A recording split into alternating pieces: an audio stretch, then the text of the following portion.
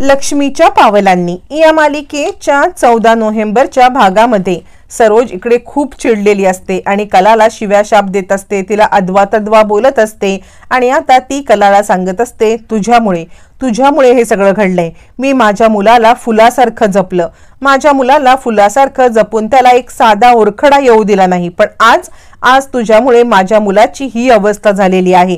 तू त्याच्या आयुष्यात आलीस ना आणि त्याच्या आयुष्याची पूर्णपणे वाट लावलीस। अगं घरात काय जगात काय, तू त्याला त्याच्या रूम मध्ये पण सुखाने राहू दिलं नाहीस, तिथे सुद्धा तू त्याला त्रास द्यायचीस, त्याचं ना आयुष्य नरक बनवून टाकलं होतंस। माझ्या मुलाच्या या अवस्थेला तू आणि फक्त तूच जबाबदार आहेस, असं म्हणत इकडे आता सरोज शिव्याशाप देत असते। तोपर्यंत डॉक्टर येतात आणि आता इकडे सगळेजण डॉक्टरांना काय झालंय, डॉक्टर काय झालंय असं विचारण्याचा प्रयत्न करतात, पण डॉक्टर काही नीट उत्तर द्यायला तयार नसतात आणि अद्वैतला ऑलरेडी अस्थमाचा त्रास असल्यामुळे त्यांना आता ही कंडिशन खूप क्रिटिकल आहे इतकंच मोघम वाक्य बोलून डॉक्टर निघून जातात। आता मात्र कलाला खूप त्रास होत असतो आणि कला आतमध्ये डॉक्टरांना भेटायला जाणार तर तिचा हात धरत सरोज म्हणते, बाद झाले ही सगळे नाटकं, माझ्या मुलाच्या जीवाशी खेळलेस, माझ्या मुलाला इतका त्रास दिलास आणि आत्ता या सगळ्यामध्ये नाटकं करत बसलेली आहेस की तुला वाईट वाटतंय। अगं तो त्रास तू ना त्याला हे करण्याच्या आधी द्यायला विचार करायला हवा होतास।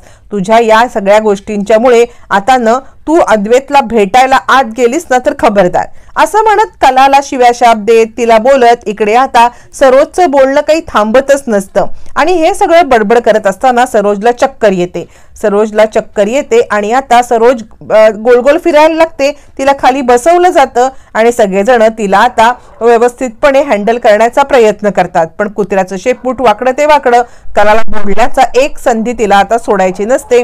कलाला बोलून बडबड करणं हे ती काही थांबवत नसते। त्यावरती कला आता तिची तब्येतीची काळजी घेण्यासाठी पाणी घेऊन तिच्या जवळ येते, त्यावरती सुद्धा ती 2 शब्द सुनावते आणि ती म्हणायला लागते, हे बघ एक गोष्ट लक्षात ठेव, माझ्या मुलाला इतका त्रास देऊन माझ्यावर इतक्या कुरघोड्या करत आता मला पाणी द्यायला आलेली आहेस तू, लाज नाही वाटत तुला इतके हे करायला।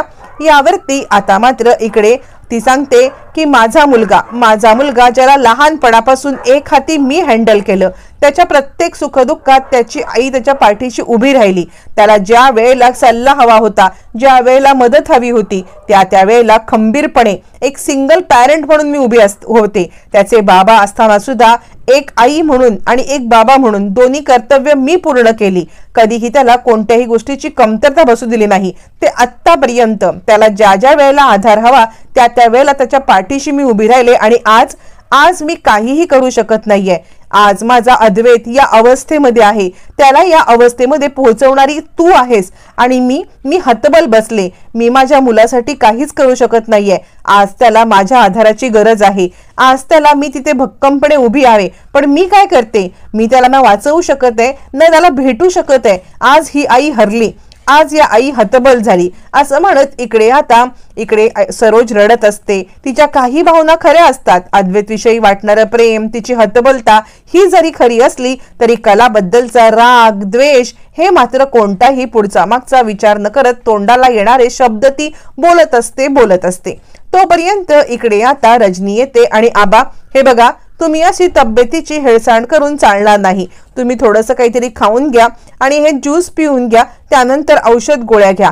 हे बघा अद्वैत ज्या वेळेला बरा होऊन घरी येईल ना त्यावेळेला जर का त्याला कळलं की तुम्ही तुमच्या तब्येतीची हेळसांड केलीत तर त्याला ते आवडेल का? नाही आबा, आता मला तुमचं काही ऐकायचं नाहीये, तुम्ही ताबडतोब काहीतरी खाऊन घ्या। आबा म्हणतात, नाही, जोपर्यंत माझा अद्वैत बरा आहे, तो सुखरूप आहे, ही गोष्ट माझ्यापर्यंत येत नाहीये तोपर्यंत मी कधीही काहीही खाणार नाही, असं म्हणत आबा या सगळ्यामध्ये आता काही खाण्यासाठी, काही पिण्यासाठी आणि औषध घेण्यासाठी पण नकार देतात। इकडे ताबडतोब रोहिणी नैनाला इशारा करते, चांगली सून बनण्यासाठी हीच संधी आहे, हा इशारा तिला समजतो आणि पटकन नैना उठते आणि द्या रजनी काकी, द्या ते इकडे, मी स्वतः माझ्या हातांनी आबांना भरवते, असं म्हणत इकडे आता नैना नाटकं करत उठते आणि रजनीच्या हातामधून तो ट्रे घेते आणि म्हणते, हे बघा आबा, तुम्ही जर का काही खाल्लं नाहीत, औषधं घेतली नाहीत तर या सगळ्यामध्ये तुमच्या तब्येतीवरती परिणाम होईल आणि नंतर मात्र तुम्हाला त्रास झाला की म्हणजे अद्वैतला पण त्रास होईलच ना, तुम्ही असं स्वतःला त्रास करून घेतलात तर कसं चालेल? मी तुमचं काही ऐकणार नाही. तुम्हाला दूध प्यायला लागेल, तुम्हाला औषधं घ्यायला लागतील आणि या सगळ्यामध्ये स्वतःच्या तब्येतीची काळजी घ्यायलाच पाहिजे. काहीही झालं तरी मी तुमचं काहीही म्हणणं ऐकणार नाही असं म्हणत आता इकडे हे बघा आबा, आता जर का तुम्ही माझं ऐकलं नाही तर माझी तुम्हाला शपथ आहे. देऊ का, घालू का माझी शपथ तुम्हाला? असं म्हणत नैना आता नाटकं करायला लागते. आता आबांना या सगळ्यामध्ये नैना प्रेग्नेंट असते याबद्दल थोडंसं हे असतं, त्यामुळे आबा आता काहीच बोलत नाहीत आणि आबा या सगळ्यामध्ये ती औषधं घेतात. इकडे रोहिणीला वाटतं चला आपण तर जिंकलेलं आहे. या सगळ्यामध्ये आता मात्र इकडे मोठ्या सुनेचं कर्तव्य पार पाडताना नैनाने नाटक केलेलं असतं आणि ते यशस्वी वाटलंय असं आता इकडे रोहिणीला वाटत असतं. त्यामुळे आबा औषधं घेतात आणि आता नैना जिंकते. रजनीला बरं वाटतं, काही का असेना, कुणाच्या का हातून असेना, पण इकडे औषधं वाटलं घेतलेली असतात आणि त्यामुळे रजनीला बरं वाटतं. आबा औषध घेतात. रजनी म्हणते मी सरोज वहिनींना फोन करून बघते, अद्वैतची तब्येत कशी आहे हे सुद्धा विचारते. असं आता इकडे रजनी मनाशी विचार करते. तोपर्यंत रोहिणी राहुलकडे पाहते तर राहुलने या सगळ्यामध्ये आता मोबाईल आपल्या हातातून काही सोडलेला नसतो. आता नैनाने तर ग्रीप घेतले, पण या मूर्ख राहुलला अक्कल नाहीये, याला कळत नाहीये की आबांचं मन जिंकण्यासाठी या सगळ्यामध्ये आता काहीतरी करायला पाहिजे. पण राहुलचं लक्षच नसतं. राहुल हातामध्ये मोबाईल घेऊन मस्तपैकी एन्जॉय करत असतो. तोपर्यंत इकडे आता सरोजचं पुन्हा सुरू होतं, तुम्ही सगळे बाजूला व्हा, सगळे खरे कुटुंबीय खोटे आहात, आत्ताच्या आत्ता इथून चालते व्हा, माझ्या नजरेसमोरून चालते व्हा. माझ्या मुलाला त्रास देण्यामध्ये ज्याप्रमाणे ही कला अग्रेसर आहे ना, त्याप्रमाणे सगळे खरे कुटुंबीय आहे. तुझ्या दुकानाला, त्या दुकानात तू गेली नसतीस, त्या दुकानाला आग लागली नसती, अद्वैतला सांगितलं नसतं, तो आला नसता, तो आगीत गेला नसता आणि त्याची ही अवस्था झाली नसते. असं म्हणत सगळा दोष खऱ्यांचाच. तोपर्यंत दिनकर आता हात जोडून उभा असतो. दिनकर म्हणतो हे बघा, तुम्हाला जे दुःख होतंय ना ते दुःख मला दिसतंय. तुमच्या दुःखामध्ये मला ना खरंच आपुलकी वाटते. पण मी एक गोष्ट सांगू का, ज्या वेळेला अद्वैतराव दुसऱ्यांदा आतमध्ये गेले तेव्हा माझी कला त्यांना वाचवायला गेली. कला या सगळ्यामध्ये आतमध्ये गेली. अद्वैतराव तिथेच कोलमडून पडले होते. माझ्या कलाने स्वतःच्या जीवावरती खेळून त्यांना बाहेर आणलं आणि या सगळ्यामध्ये तिचे हात पण होरपळले, तिला पण भाजले, तिला पण जखमा झाल्यात. पण त्या सगळ्या जखमा विसरून ती अद्वैतरावांसाठी प्रार्थना करते, अद्वैतरावांची सेवा करते आणि त्यांच्या शुद्धीवरती येण्याचा प्रयत्न करते. आणि तुम्ही माझ्या मुलीला असं म्हणताय, असं म्हटल्यावरती आता ही अजूनच चिडते आणि म्हणते तरी पण इतकं सगळं झाल्यावरती पण तुम्हाला तुमच्या मुलीचंच कौतुक करायचंय, तुम्हाला तुमच्या मुलीचाच मोठेपणा वाटतो. असं म्हणत सरोज चिडते, आरडाओरडा करते, आकांतांडव करायला लागते आणि या सगळ्यामध्ये तिचा आता राग होत असतो आणि ती सांगते तुम्ही सगळे खरे खोटे आहात, तुम्हाला तुमच्या मुलीचा मोठेपणा सांगायचा आहे. या सगळ्यात माझा मुलगा मृत्यूशी झुंज देतोय आणि तुम्ही तुमच्या मुलीचा मोठेपणा सांगताय. दिनकर म्हणतो मी मुलीचा मोठेपणा सांगत नाहीये, तर ते दोघ जण त्यांच्या संसारात पुढे जाण्याचा प्रयत्न करतायत, तर आपण त्यांना का मागे खेचायचं? त्यांच्या परिमितींना संसार करू दे की, अद्वैतराव बरे होतील आणि त्यानंतर बोलू ना आपण काय ते. यावरती आता एकदाच आवाज काढते सरोज आणि सगळे खरे चालते व्हा असं मोठ्यांनी बोलल्यावरती नर्स येते. काय चाललंय इकडे? हे हॉस्पिटल आहे, हे तुमच्या आवाजाने पेशंटला त्रास होणार आहे असं म्हटल्यावर ती कला म्हणते आम्ही याची काळजी घेऊ. तितक्यात डॉक्टर येतात. डॉक्टर आल्यावर ती कला म्हणते काय झालंय तुम्ही सांगा, चांदेकर लवकर शुद्धीवरती येईल ना? मग डॉक्टर सांगायला लागतात खरं सांगू का, मी तुम्हाला कोणतीही खोटी होप्स देत नाहीये, पण त्यांना ऑलरेडी अस्थमा असल्यामुळे त्यांच्या फुफ्फुसामध्ये आता तो कार्बन डायऑक्साईड वायू जाऊन बसलेला आहे आणि त्यामुळे या सगळ्यामध्ये त्यांना श्वास घ्यायला खूप त्रास होतोय. कंडिशन क्रिटिकल आहे. ते शुद्धीवरती येऊन व्यवस्थितरित्या जोपर्यंत श्वासोच्छवास करत नाहीये तोपर्यंत आम्ही काही सांगू शकत नाही. कला हदरते आणि या सगळ्यामध्ये अद्वैतची तब्येत क्रिटिकल असल्यामुळे कलाला काय करू हा प्रश्नच पडलेला असतो.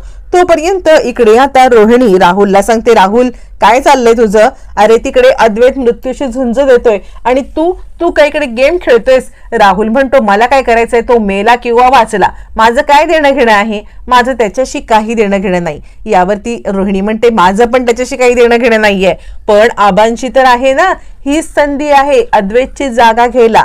अद्वैतच्या जागी तू या घराचा भार सांभाळू शकतोस. अद्वैतऐवजी तूच या घरचा मोठा मुलगा आहेस आणि तूच या घराचा भार उत्तमरित्या सांभाळून आबांना धीर देऊ शकतोस. हीच ती संधी आहे. नैना बघ तिचं काम एक्सपर्टपणे करत आहे. नैना तिचं काम करते, तुला तुझं काम करण्याची हीच संधी आहे. चल उठ, तुला बसून चालणार नाही. असं म्हणत रोहिणी आता राहुलला आबांना इम्प्रेस करण्यासाठी जे काही साम दाम दंड भेद वापरा ते वापरायला सांगते. मग राहुल म्हणतो, आबा तुम्ही काळजी करू नका, मी आहे ना. अद्वैत दादाला काहीही होणार नाहीये. अद्वैत दादा स्ट्रॉंग आहे, तो लवकरच बरा होऊन घरी येईल. तुम्ही तुमची तब्येत सांभाळा बरं.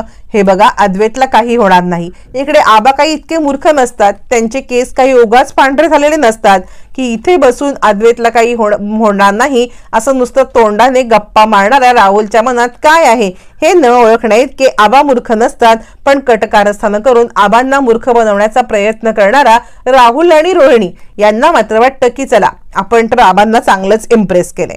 तोपर्यंत डॉक्टर म्हणतात, हे बघा आम्ही आमचे प्रयत्न करतोय, आम्ही आमच्या परीने त्यांना शुद्धीवरती आणण्याचा प्रयत्न करतोय.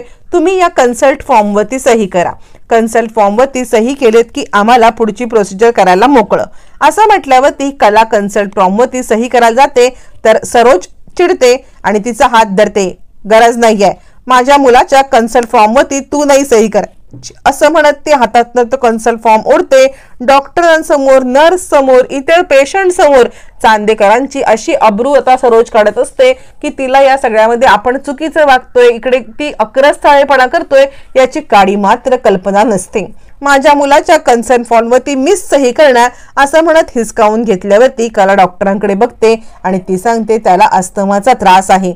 सगळी गोष्ट कबूल आहे, पण या सगळ्यामध्ये तो बरा होईल ना, तो खरंच बरा होईल ना, त्याला कोणता त्रास नाही ना होणार असं म्हणत कला आता इकडे डॉक्टरांना रिक्वेस्ट करत असते, काहीही करा पण या सगळ्यामध्ये अद्वैतला तुम्ही बरं करा. डॉक्टर सांगतात, हे बघा मॅडम आम्ही आमचे 100% प्रयत्न करत आहोत, आम्ही आमचे प्रयत्न करतोय, आता सगळं देवाच्या हातामध्ये. असं म्हटल्यावर ती कला आता देवी आईचा धावा करायला लागते. आता डॉक्टर कन्सल्ट फॉर्मवरती सरोजची सही घेऊन निघून जातात. सगळेच जण इकडे आता वाट पाहत असतात, देवाची प्रार्थना करत असतात. कला, रोहिणी, कला, इकडे आता संगीता सगळेच जण आई लवकरात लवकर बरं कर असं म्हणत असतात. इकडे आता राहुल मात्र निवांत बसलेला असतो. तोपर्यंत आता इकडे रोहिणी म्हणते की या सगळ्यामध्ये आगीत तेल मला ओतायलाच पाहिजे आणि तिला संधी पण मिळते.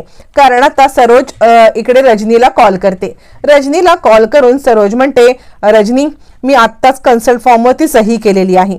या सगळ्यामध्ये अद्वैतची तब्येत खूप क्रिटिकल आहे, म्हणजे ना अद्वैतला आता आतमध्ये नेलेलं आहे. तुला माहिती आहे का, ह्या मुलीने आपलं आयुष्य बर्बाद करून टाकले. या मुलीमुळे माझ्या अद्वैतचा जीव धोक्यात गेलाय. तुला माहिती आहे या सगळ्यामध्ये तिच्या दुकानाला आग लागली म्हणून दोनदा अद्वैत आत गेला. दोनदा अद्वैत आत गेल्यानंतर त्याला ऑलरेडी अस्थमा असल्यामुळे त्याच्या सगळ्या फुफ्फुसामध्ये तो धूर गेला आणि त्यामुळे त्याला श्वास घ्यायला त्रास व्हायला लागला. त्याला साधा श्वास घेता येत नाहीये आणि त्यामुळे त्याला ऍडमिट केले. तुला माहितीये हे सगळं त्या मुलीमुळे घडलंय. त्या मुलीच्या दुकानाला आग लागली नसती, त्या बाईने जर का आपल्या अद्वैतला सांगितलं नसतं की आग लागले तर आपला अद्वैत धावत तिकडे गेला नसता आणि ही अवस्था त्याची झाली नसती. लग्न झाल्यापासून ही मुलगी आणि हे खरे लोक हे या सगळ्यामध्ये तिला इतका त्रास देत आहेत ना, माझ्या मुलाला खूप त्रास आहे, त्याचं जगणं नको केलेलं आहे. आणि इतकं सगळं होऊन तुला माहिती आहे का की या सगळ्यामध्ये त्या मुलीला गिल्ट पण नाहीये. आता सरोजने फोन स्पीकरवर टाकलाय हे आता इकडे आणि रजनीने फोन स्पीकरवरती टाकलाय हे आता मात्र सरोजला माहित नसतं. आबा सगळं ऐकतायत हे सरोजला माहित नसतं. त्यामुळे सरोज बोलत असते आणि आबा सगळं ऐकत असतात. सरोज सांगते त्यांच्यामध्ये इतकं पण हे नाहीये गिल्ट की एक सॉरी म्हणावं. मी त्यांना ओरडले तर त्यावर ते काय सांगतात माहितीये, आपल्या मुलीचा मोठेपणा सांगतायत की अद्वैत आतमध्ये गेला होता, अद्वैत आत गेला होता, मग कला त्याला वाचवायला गेली, कलाने त्याला आपल्या जीवावरती खेळून बाहेर काढलं आणि कशा पद्धतीने कलाला जखमा झाल्यात हे ते लोक मला सांगतायत. म्हणजे किती कृतज्ञ आहेत ती लोक बघ. असं म्हटल्यावर ती आबा फोन घेतात आणि सरोज काय चाललंय तुझं? अगं कला आणि अद्वैत हे दोघ जण नवरा बायको आहेत. अद्वैतने कलाला नाही वाचवायचं तर कुणी वाचवायचं? आता आबांचा आवाज ऐकल्यावरती सरोजच्या तळपायाची आग मस्तकाला जाते. आबा म्हणतात, हे बघ तू चुकीच्या ठिकाणी चुकीचा आरडाओरडा करू नकोस. हे बघ कलासाठी त्याने जे केलंय ना तेच कलाने त्याला रिटर्न दिलंय. कला सुद्धा आपल्या जीवावरती खेळून अद्वैतला वाचवत होती ना, आणि ही सिच्युएशन जर का उलटी असती तर कलाने विचार केला असता का की माझा जीव कसा धोक्यात घालू, कसं ह्या अद्वैतला वाचवू. त्यामुळे तू त्या नवरा बायकोंच्या मध्ये पडू नकोस, त्यांना त्यांचं काय करायचं ते करू दे. यावरती सरोज म्हणते, बरोबर आहे आबा, तुम्ही नेहमी तिचीच बाजू घेणार ना, तुम्हाला नेहमी मीच चुकीची वाटते. कला बरोबर, खरे करेल ते बरोबर, पण जर का ती त्या फडतूस दुकानात गेलीच नसती आणि त्या फडतूस दुकानात न जाता गपचूप घरी बसली असती किंवा लागली दुकानाला आग तरी सुद्धा जर का त्या बाईने माझ्या मुलाला सांगितलं नसतं तर या सगळ्यामध्ये ही गोष्ट घडली असती का. पण नाही, आबा तुम्हाला तिचाच पुळका नाही का. यावरती आता आगीत तेल ओतायचं काम करत रोहिणी गप्पा बसणार असते. रोहिणी म्हणते, डॅडा मला सुद्धा सरोज वहिनीचं म्हणणं पटतंय. सरोज हे ऐकते, रोहिणी आपल्या सपोर्ट मध्ये आहे. रोहिणी म्हणते, तर काय, सरोज वहिनी बरोबरच बोलती आहे. हिला या सगळ्यामध्ये काय गरज होती सांगा त्या फडतूस दुकानात जायची. चांदेकरांची सून नाही, मग चांदेकरांच्या सुनेला हे सगळं शोभतं का. असं त्या दुकानात जायचं, हे करायचं, हे सगळं तिला शोभत नाहीये आणि तिने तिकडे जायला नको हवं होतं. ती गेली तर गेली, अद्वैतला पण या सगळ्यामध्ये तिने अडकवलं. सरोज वहिनी बरोबर बोलते, हे सगळं या मुलीमुळे घडलंय. ही मुलगी आपल्या घरामध्ये आली आणि आपल्या घराची वाट लावून ठेवली. या घरामध्ये आल्यावरती प्रत्येक क्षणाला अद्वैतला तिने त्रास दिला. अद्वैतला नको नको ते बोलली आणि आता आपल्यावरती नको नको ते आरोप पण केले. आबा म्हणतात, तुझं तोंड बंद ठेवशील रोहिणी, कारण या सगळ्यामध्ये दिवाळी आहे आणि दिवाळीला लागलेली आग आपण शांत करायची असते. आणि आग शांत करायच्या ऐवजी तू काय करतेस, तू आगीमध्ये तेल ओतून त्याला भडकवतेस. भास्कर, आता मला तुझं काही म्हणणं ऐकायचं नाहीये. यावरती सरोज म्हणते, तिला का ओरडताय, कारण जे सगळं चाललंय ते कला आणि खरे यांच्यामुळे चाललंय ना. यावरती रोहिणी म्हणते, बरोबर आहे, पण ना डॅडांना आपलीच चूक दिसणार. ही कला आणि तिचा परिवार काय करतोय हे कळणार नाही. यावरती सरोज रडायला लागते आणि कुणीही कितीही काही बोललं तरी या सगळ्यामध्ये माझ्या मुलाचं नुकसान झालंय आणि ते भरून काढण्यासाठी मी काहीच करू शकत नाहीये, इतकी मी हतबल आई आहे. सगळेच जण हे ऐकत असतात. त्यावरती रोहिणी म्हणते, डॅडा अजूनही तुम्हाला वाटतं का की अद्वैतच्या या अवस्थेला तो कला जबाबदार नाहीये. यावरती आता इकडे आबा म्हणतात, हे बघ ते नवरा बायको आहेत, एकमेकांना वाचवण्यासाठी स्वतःचा जीव धोक्यात घातला तरी त्यांचा तो पर्सनल प्रश्न आहे, तुम्ही कशाला या सगळ्यामध्ये पडताय. यावरती सरोज म्हणते, न पडायला तो माझा मुलगा आहे. माझ्या मुलाची जी अवस्था ज्याने केले त्याला मी मध्ये पडणारच आणि त्यांना मी चांगला धडा शिकवणार. असं म्हणत सरोज आता हॉस्पिटल आहे, काय आहे, कसलं भान नाही बाळगत ओरडत असते, आरडत असते. तितक्यात डॉक्टर बाहेर येतात. डॉक्टर बाहेर येतात आणि सगळेजण डॉक्टरांकडे काय झालं, अद्वैतची तब्येत कशी आहे, अद्वैत बरा आहे ना हे विचारण्यासाठी येतात. डॉक्टर म्हणतात, हे बघा आम्ही त्यांना ऑक्सिजनवरती ठेवले, आमच्या परीने आम्ही प्रयत्न करतोय, पण ज्या ट्रीटमेंटला जसा त्यांनी रिस्पॉन्स करायला पाहिजे तसा ते रिस्पॉन्स नाही करत आहेत, त्यामुळे आम्ही काही सांगू शकत नाहीये. असं म्हटल्यावरती कला आता रडायला लागते. इकडे आता संगीता रडायला लागते आणि आता अद्वैतला ICU मध्ये हलवण्यात येतं. अद्वैतला ICU मध्ये हलत असताना कला तिकडे येते आणि चांदेकर, तू फायटर आहेस, तू कोणत्याही परिस्थितीमध्ये हरू शकत नाहीस, प्रत्येक गोष्टीला तू ना उत्तर देतोस, प्रत्येक गोष्टीशी लढतोस. आता हा आजार पण तुला लढायचा आहे, या सगळ्यातून तुला बाहेर यायचं आहे. तू खूप स्ट्रॉंग आहेस. ज्याप्रमाणे तू माझ्याशी भांडतोस, ज्याप्रमाणे माझ्याशी आर्ग्युमेंट करतोस, तसंच या आजाराशी तुला भांडायचं आहे, या परिस्थितीवर तुला मात करायचं आहे आणि या संकटातून तुला बाहेर यायचं आहे. चांदेकर, तू फायटर आहेस, तुला भांडायला सांगायला लागत नाही, तीच फाईट इकडे दे. असं म्हणत कला आता अद्वैतला बोलत असते. अद्वैतला जरी काही बोलता येत नसलं तरी तो कलाचं वाक्य आपल्या कानामध्ये ऐकत असतो आणि कलाचं वाक्य ऐकून अद्वैतला एक उभारी येते. त्याला आता हलवलं जातं ICU मध्ये. इकडे सरोज म्हणते, काय ग, तुला इतका आगाऊगिरी करायला सांगितले कुणी, म्हणजे त्याला ICU मध्ये नेतात आणि तू भाषण देत बस, असं कर नि तसं कर, माझ्या मुलापासून 4 हात लांब राहायचं आहे. तो शुद्धीवरती आला, अजून काही झालं तरी त्याला भेटण्याचा पण प्रयत्न केलास तर खबरदार. असं म्हणत सरोज आता कलाला फटकारते. कला म्हणते, हे बघा आपल्यात जे काही वाद आहेत ते आपण नंतर करू, आपल्यामधले वाद आपण नंतर मिटवू. आत्ताची परिस्थिती बघा, आपण हॉस्पिटलमध्ये आहोत, या परिस्थितीमध्ये अद्वैतला बरं होणं महत्वाचं आहे, आपण नंतर बोलू ना. यावरती आता इकडे सरोज चिडते आणि तू मला सांगणार परिस्थिती काय, परिस्थितीचं भान ठेवा, तू सांगायची गरज नाहीये, मला माझं अचूक समजतं. असं म्हणत सरोज तिला चिडते, धक्का देते आणि बाजूला टाकून देते. त्यावरती आता इकडे दिनकर म्हणतो, हे बघ कला, त्यांची मनस्थिती नाहीये बरोबर, पण तू या सगळ्यामध्ये समजूतदार आहेस ना, तू समजून घे, त्यांना त्यांच्याप्रमाणे वागू दे, पण सध्या तू मनाचा समजूतदारपणा दाखव आणि तू या सगळ्यामध्ये मोठी हो, असं म्हणत दिनकर कलाला शांत करतो, तिला समजवतो आणि सरोज मूर्ख असली तरी तू शहाणपणा दाखव, थोडक्यात हेच सांगतो. मग कला आता दिनकर सोबत बाजूला होते. तोपर्यंत अद्वैतला शुद्ध आलेली असते. शुद्ध आल्यावरती इकडे आता नैना येते हॉस्पिटलमध्ये. नैनाला इकडे आता सरोज सांगते, जर तुला या घरात परत जायचं असेल तर कलाला आत जाऊ देऊ नकोस. कलाला ती अडवते, पण आतून अद्वैत खरे खरे ये खरे आतमध्ये असं म्हणतो. मग कला आत येते. अद्वैत म्हणतो, हे बघ, सेवा केलीस ना तुला पुण्य लाभेल, पाय दाब माझे. आणि अद्वैत पाय दाबायला लावतो. सरोजच्या नाकावर टेचून अद्वैतने कलाला आतमध्ये बोलवलेलं असतं.